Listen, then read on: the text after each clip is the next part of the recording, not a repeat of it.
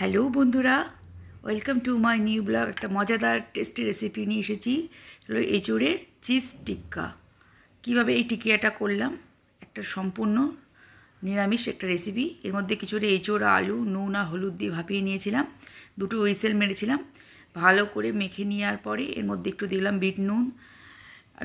যখন সেদ্ধ করলাম তখন একটু নর্মাল লবণ নিয়েছিলাম।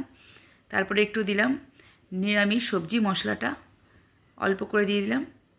তারপরে এখানে দিয়ে দিলাম একটু আমচুর পাউডার, তারপরে পুদিনা ধনেপাতার চাটনিটা, তারপরে এখানে একটু লঙ্কার গুঁড়ো, তারপরে একটু দিয়েছি গোলমরিচ, তারপরে এখানে আমচুর পাউডার আর চাট মশলা অপশনাল, যদি না থাকে আমি তো আর একটু চাট মশলা দিলাম, টেস্ট লাগে বলে। আর এখানে ঝাল যেমন তো খাবে ততটা দেবেন। আর এখানে একটা জিনিস দিতেই হবে, যদি ভালো টেস্ট আনতে চাও তবে এটা দিতেই হবে, সেটা হলো ব্রেড ক্রাম্বসের গুঁড়োটা। আর সঙ্গে চিজ দিয়েছি। চিজটা আমি যেটা এই বাক্সের কন্টেনার চিজটা নিয়েছিলাম, একটু স্লাইস করে নিয়েছিলাম। তোমরা যেমন পারো সেরকম চিজ নিতে পারো। আমি এই চিজটা ভালো খাই তাই এটাই নিয়ে আসি। এবারে এই চিজটাকে ছোটো ছোটো করে কেটে নিয়ে ওর ভেতরে আমি বল করে ভেতরে ঢুকিয়ে দেবো। আর যদি কাঁচা লঙ্কা খাও অবশ্যই কাঁচা লঙ্কা দিও। আমি এখানে যেহেতু ঝাল লঙ্কার গুঁড়ো দিয়েছি আর গোলমরিচ দিয়েছি, কাঁচা লঙ্কার গুঁড়ো দিইনি। প্রথমে একটা বলস করে আবার একটু কোটিং করে নেবে ব্রেড ক্রাম্বসে, তারপরে একটু ভেতরে একটা জায়গা করে একটা করে চিজ ঢুকিয়ে বলটা তৈরি হয়ে যাবে।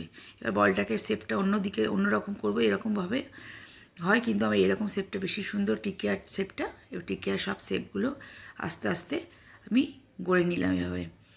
খুব বেশি এঁচোড় আমি নিইনি, ছোটো এঁচোড়ের হাফ অংশটা নিয়েছিলাম আর হাফটা আমি অন্যভাবে রান্না করেছিলাম।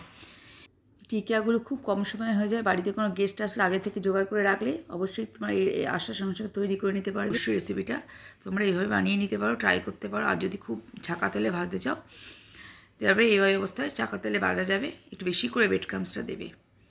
এভাবে আমাদের কোটিংটা রেডি হয়ে গেছে। এবার একটা গ্রিল প্যান আমি বসিয়ে নিয়েছি, এর মধ্যে একটু অয়েল মাখিয়ে নিলাম। গরম করতে আমি একটু দিয়ে দিয়েছিলাম আগে থেকে। অয়েলটা দিয়ে তারপরে আমি সব টিকিয়াগুলো এর মধ্যে এখানে দিয়ে দিলাম। খুব ধৈর্য ধরে রান্নাটা করতে হবে। দুপিঠটা সোনালি ব্রাউন কালারের হয়ে যাবে। এভাবে একটু উল্টে নিতে হবে 2-3 বার করে। এভাবে করে খুব সুন্দর স্বাস্থ্যকর খাবার। অনেকেই এঁচোড় শুধু রান্নার তরকারি খেতে চায় না, তাদেরকে দেবে, বুঝতেই পারবে না এত সুন্দর লাগবে। অবশ্যই রেসিপিটা ভালো লাগলে বন্ধুবান্ধবদের শেয়ার করবে। আর নতুন হওয়া অবশ্যই একটু সাবস্ক্রাইব করবে চ্যানেলটাকে। দেখো আবার একটু উল্টে নিলাম। এভাবে অন্তত 15 থেকে 20 মিনিট লেগেছিলো আমাকে। আঁচ কমিয়ে রেখে এভাবে উল্টে পাল্টে নিয়ে 3-4 বারের মধ্যে উল্টে পাল্টে নিয়ে সুন্দর আমাদের টিকিয়াটা এখন রেডি হয়ে যাবে।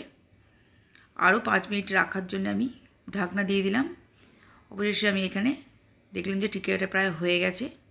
এই প্যানটা আমি 11 প্যান কিনেছি অ্যামাজন থেকে। প্যানটা কিন্তু খুব ফার্স্ট ক্লাস প্যান। অবশ্যই যদি ভালো লাগে এটা ব্যবহার করতে পারো। অবশ্যই আমাদের টিকিয়াটা সম্পূর্ণ রেডি। এবার এটা যে কোনো জিনিসের সসের সঙ্গে গার্নিশ করতে পারো, খেতে পারো, যেমন টেস্টে ডিপ করবে সেই টেস্ট নিতে পারো। আমি এখানে পুদিনা ধনেপাতার চাটনিটা আমি নিজের ঘরে বানিয়ে রাখি, আমার খুবই ভালো লাগে। আর একটা কথা বলে দিই, পুদিনা ধনেপাতার চাটনি দিলে তখন নুনটা ব্যালেন্স করে দেবে, তার মধ্যে অবশ্যই নুন থাকবে। আমি এভাবে গার্নিশ করে নিলাম। আর সবার লাস্টে একটু লেবুর রস ওপর থেকে স্প্রিঙ্কেল করে নেবে, অপূর্ব লাগবে। রেসিপিটা ভালো লাগলে নতুন হলে অবশ্যই চ্যানেলটাকে সাবস্ক্রাইব করে দেবে। আর দেখা হচ্ছে নেক্সট ভিডিওতে। এরকম ভালো ভিডিও পেতে গেলে চ্যানেলটাকে প্রচুর লাইক করো। নমস্কার।